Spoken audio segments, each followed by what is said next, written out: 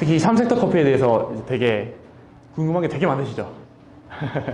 사실 삼색터 커피가 이제 그 기획을 하고 이 단계가 사실은 일반 브랜드 과정에 비해서 아주 길지가 않아요. 특히 대기업 그런 프로세스에 비해서. 그러다 보니까 사실 부족한 것도 있고 아직 뭐 조율할 부분도 있는 것 같아요. 그래서 지금 나온 것도 기본안입니다. 기본안이고 여기서 계속 발전을 쌓아갈 예정이고요.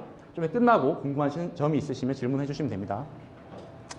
일단 먼저 저희가 큰 틀을 잡은 거는 접근성 확보이고요. 그 다음에 SNS 마케팅, 그리고 인플루언서 마케팅입니다. 아까 SNS 마케팅의 중요성은 앞전에 그 PPT를 통해서 말씀을 드렸고, 접근성 확보 같은 경우는 저희가 온라인 판매로 시작하는 게 아니라 오프라인이지 않습니까?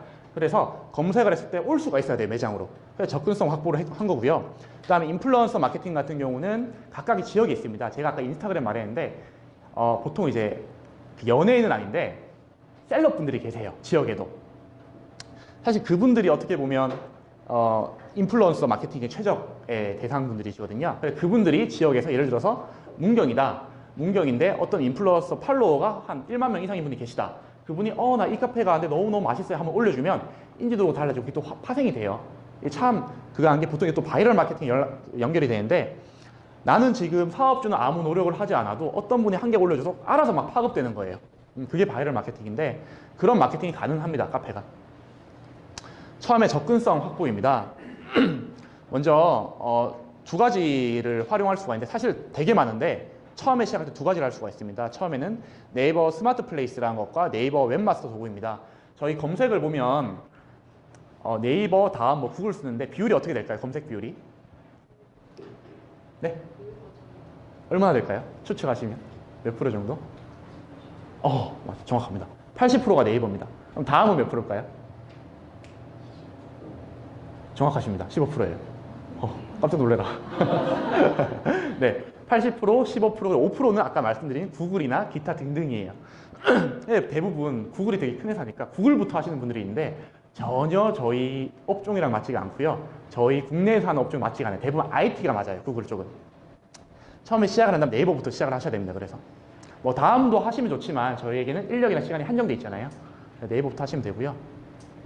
네이버 스마트 플레이스인데 요거를 좀 말씀드리면, 네이버에 업체 정보를 등록하여서 연락처, 지도, 예약, 실시간 상담, 내비게이션 위치 정보를 온라인에 노출하여서 온라인 및 모바일 고객의 접근성 및 편의성을 강화하는 거예요.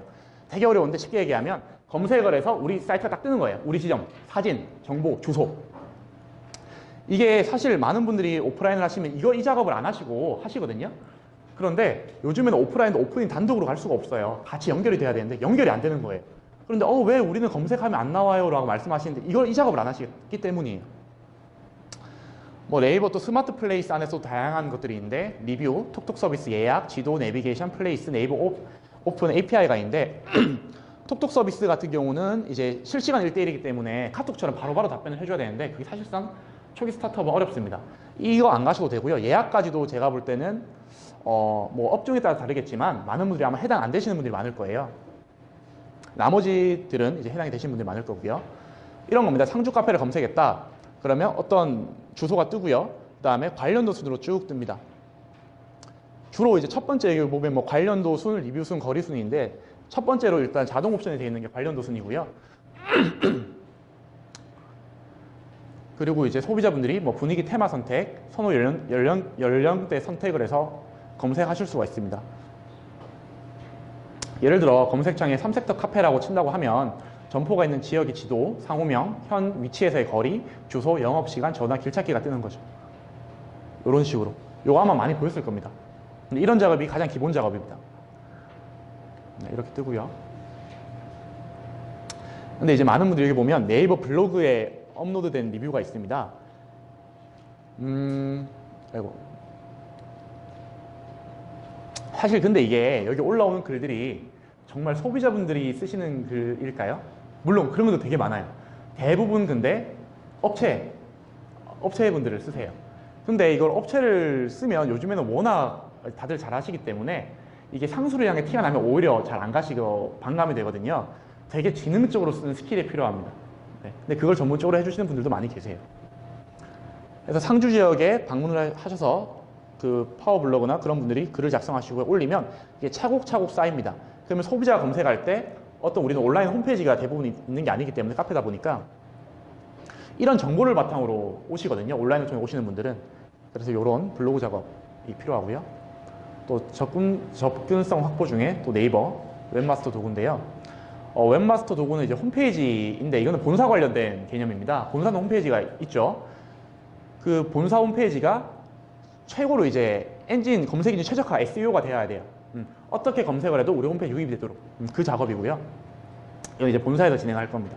웹사이트 제작을 하고 네이버 웹마스터 도구 등록하고 사이트 정보 제출하면 사이트 수집 및 분석하고 전달하면 이런 게 쭉 됩니다. 과정은 뭐 이렇습니다. 그리고 뭐 태그 소스 같은 거 넣어주면 더 이제 연관 검색했을 때도 저희 홈페이지가 뜨고요. 좋은 게 네이버 웹마스터 도구를 사용하면 얼마나 홈페이지 들어온 추적을 할 수가 있어요. 여기 이제 커피 업종만 있으신 분들이 아니기 때문에 설명을 드리면 사실 가장 중요한 게 마케팅보다도 마케팅 분석입니다. 내가 이거를 했는데 이만큼 비용을 집행을 했는데 ROI가 어떻게 되고 도대체 얼마만큼의 방문자가 있고 이 방문자 대비 얼마만큼 구매를 했고 어떤 제품을 구매했고 또는 어떤 단점이 있는지 분석이 가능해야 되는데 그 분석을 좀 기본적이긴 하지만 네이버 웹마스터 도구가 제공을 해줍니다. 두 번째로 이제 SNS 마케팅입니다. 크게 저희가 이제 3섹터에서 진행할 거는 블로그, 페이스북, 인스타그램입니다. 각각의 마케팅 채널마다 특징이 있는데요. 블로그 같은 경우는 이제 콘텐츠 유형은 서술형, 사진과 텍스트 한 거고요. 커뮤니케이션 성격은 읽기입니다. 그러니까 쭉 읽어보시는 거죠. 그리고 내용이 들어가야 될 게 유용한 정보와 소식입니다. 만약에 블로그를 인스타그램과 같이 사진만 띄고 올린다.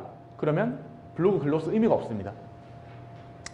그래서 채널 운영은 이제 3섹터 커피 본사에서 공식 블로그 단일 계정을 열어가지고 여기 3섹터 커피 각각 지점마다 소셜 미션이 있잖아요. 그걸 계속 말씀해 드리고 전달해 드리는 역할을 할 거고요. 페이스북입니다. 페이스북은 이미지, 1분 이상 영상, 댓글, 그리고 공유, 커뮤니케이션 성격은 공유고요.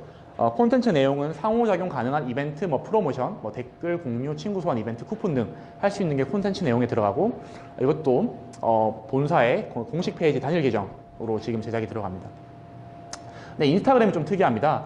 인스타그램에 보시면 채널 운영이 대표님 계정과 지점별 계정 운영이 있습니다. 이게 어떤 거냐면 이건 좀 더 이제 세부적인 의논이 지금 필요한 상황이긴 한데 저희 이제 3섹터 만약에 본사에서 하나만 인스타그램 운영한다. 그러면 여러 가지 각각 지점에 있는 그런 정보들이 다 올라올 거 아니에요. 물론 그 효과도 있어야 되는데 각각 지점마다의 색깔이 있을 거거든요. 근데 그걸 다 모아버리면 그 이미지가 브랜딩이 희석화됩니다. 아무래도 그렇겠죠. 왜냐하면 문경 같은 경우는 이제 뭐 어려운 청년들을 돕는다. 근데 경주 같은 부분은 이제 뭐 우유를 해서 한다. 그런 정보가 다 섞여버리면 어떻게 보면 브랜딩에서 약 문제가 있을 수 있거든요. 그래서 대표 계정 한 개와 지점별 계정을 하면 좋고 여기에 대한 교육은 저희가 차후 논의를 해서 일정이 잡히면 진행을 할 계획입니다. 블로그 예시인데 뭐 나만의 공간으로 변신 동네 3섹터 커피 가기 이런 식으로 해서 블로그 글, 사진과 같이 글이 올라갈 수 있게 글이 계속 업로드가 될 거고요.